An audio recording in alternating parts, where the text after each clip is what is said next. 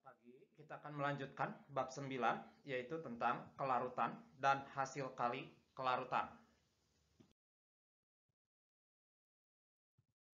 Pernahkah Anda berwisata ke goa? Nah, kalau berwisata ke goa, kita akan melihat stalaktit dan stalagmit. Bagaimana proses terbentuknya stalaktit dan stalagmit? Air yang mengandung garam kalsium karbonat atau CaCO3. CaCO3 ini merupakan senyawa yang sukar larut, ya. Nah, menetes dari atas goa sampai ke dasar goa secara terus-menerus. Nah, lama-kelamaan membentuk batuan atau endapan yang meruncing. Nah, kalau dari bagian atas goa ke bawah disebut stalaktit, sedangkan kalau dari bawah ke atas disebut stalagmit. Bandingkan dengan garam NaCl.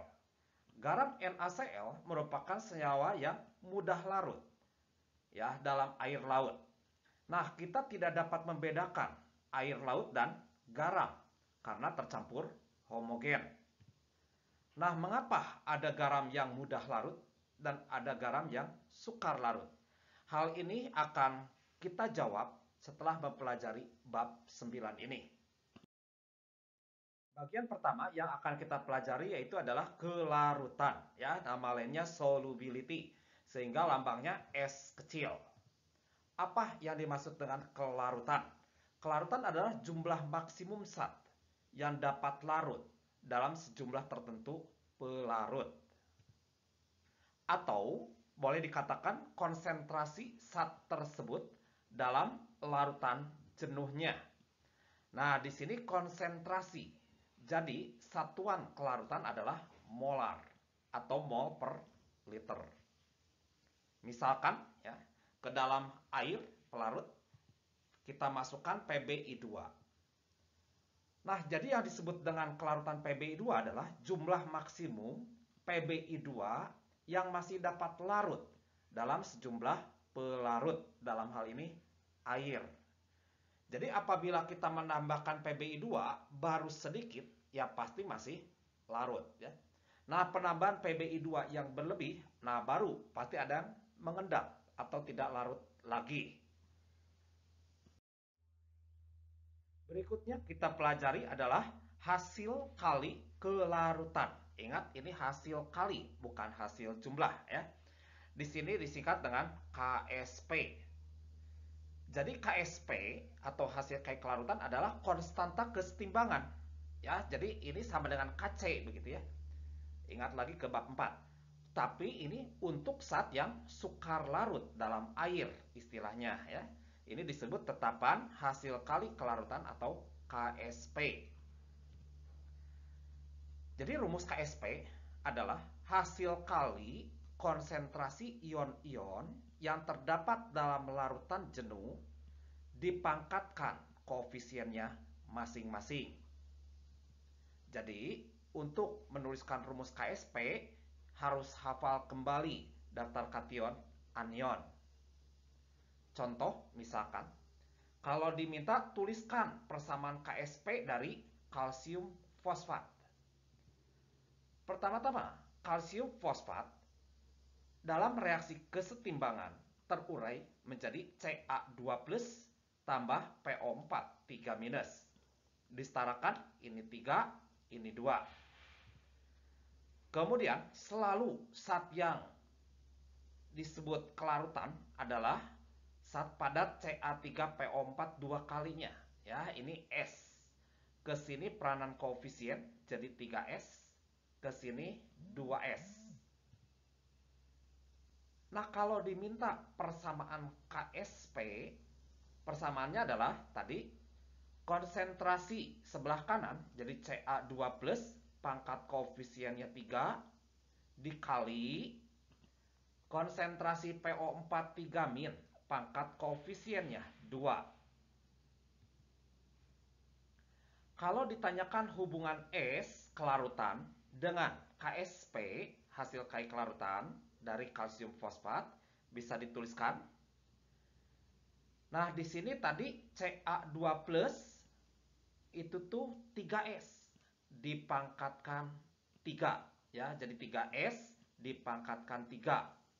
Dikali fosfat. Fosfat tadi itu 2S. Ini 2S dipangkatkan 2. Ya, ini 2S dipangkatkan 2. Sehingga didapat 108S pangkat 5. Jadi bedakan antara persamaan KSP dalam bentuk persamaan seperti ini. Kalau hubungan S dan KSP, nah ini hubungan KSP dengan S gitu ya. Contoh soal yang kedua. Hitung KSP MgOH 2 kali jika kelarutan, berarti S ya, MgOH 2 kali adalah 10 pangkat min 4 molar. Langkah pertama, kita buat dulu reaksinya. MgOH 2 kali terurai menjadi Mg2 plus tambah 2OH-. Nah, di sini tadi S kelarutannya. Yang sebelah kiri ya, MgOH 2 kali kelarutannya adalah 10 pangkat minus 4 molar. Kesini peranan koefisien, ya, jadi ini S juga 10 pangkat minus 4 molar. Kesini 2, koefisiennya jadi 2S, 2 kali 10 pangkat min 4 molar. Nah, kita masukkan ke dalam rumus KSP, yaitu konsentrasi Mg2 plus pangkat koefisiennya 1 dikali konsentrasi OH- pangkat koefisiennya 2. Nah, kita masukkan Mg2 plusnya 10 pangkat minus 4, OH minusnya 2 kali 10 pangkat minus 4 dikuadratkan. Setelah dihitung didapat 4 kali 10 pangkat min 12. Atau cara yang kedua, ya, tadi ini rumus KSP-nya. Nah, Mg2 plus itu tadi S dipangkatkan koefisiennya 1, jadi S di sini. Dikali konsentrasi OH-nya ini 2S dipangkatkan koefisiennya 2, ya, 2S dipangkatkan 2. Nah, di sini didapat 4S pangkat 3. Nah, gantilah S-nya itu ini 10 pangkat minus 4 dimasukkan ke sini, ya. Dipangkatkan 3 dikali 4. Jadi dapat 4 kali 10 pangkat min 12. Contoh soal yang ketiga. Urutkan berdasarkan bertambahnya kelarutan. Ingat, kelarutan itu S dalam air dari, di sini ada garam AgCl, AgBr, dan Ag2CO3.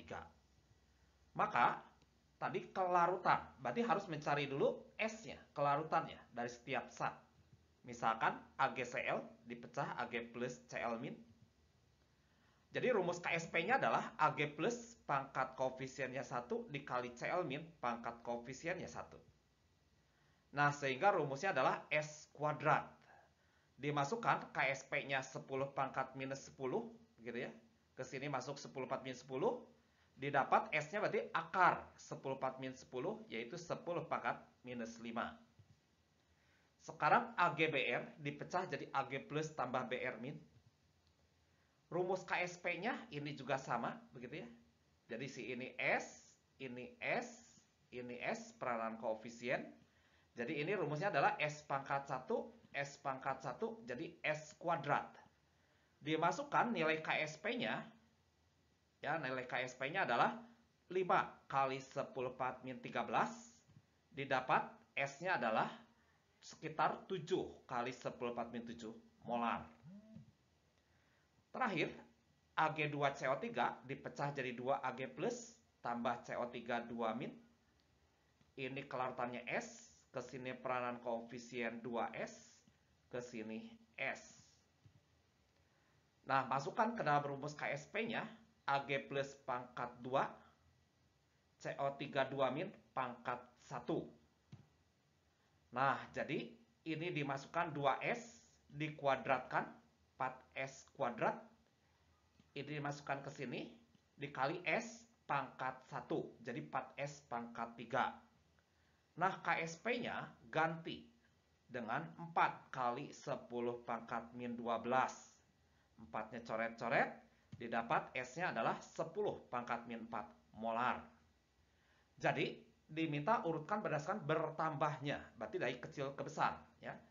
Jadi kelarutan paling kecil ya ini kurang lebih 10/7 begitu ya, AgBr, kemudian AgCl, baru Ag2CO3. Kecenderungan semakin besar KSP dari suatu zat, maka semakin besar kelarutan zat itu. Tapi hati-hati, jika larutannya berbeda jumlah ionnya, ya, maka kelarutan zat itu tidak dapat dibandingkan langsung dari harga KSP-nya. Tetapi harus dicari dulu kelarutannya atau S-nya. Ada beberapa faktor yang mempengaruhi kelarutan zat yang sukar larut dalam air. Yang pertama adalah suhu, ya. Umumnya kelarutan akan meningkat seiring dengan kenaikan suhu. Yang kedua, pengaruh ion senama atau sejenis akan memperkecil kelarutan.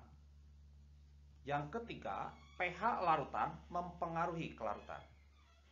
Yang terakhir, pembentukan ion kompleks meningkatkan kelarutan zat-zat yang sukar larut.